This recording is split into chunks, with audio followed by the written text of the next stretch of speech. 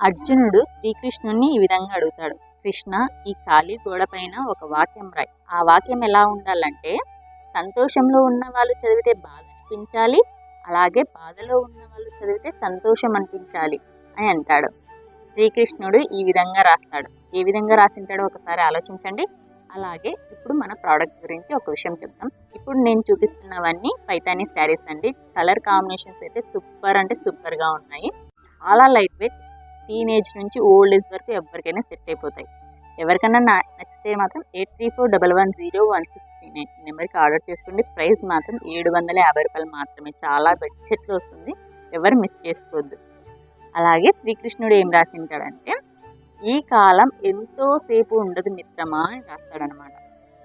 అంటే సంతోషంలో ఉన్న వాళ్ళు చదివితే నా సంతోషానికి కారణమైన మంచి రోజులు ఎక్కువసేపు ఉండవేమో అని బాధ అవుతుంది. అదే బాధలో ఉన్న వాళ్ళు చదివితే నా బాధకు కారణమైన రోజులు ఎక్కువ రోజులు ఉండవేమో అని సంతోషపడతాడనమాట. చాలా బాగా రాశాడు కదా.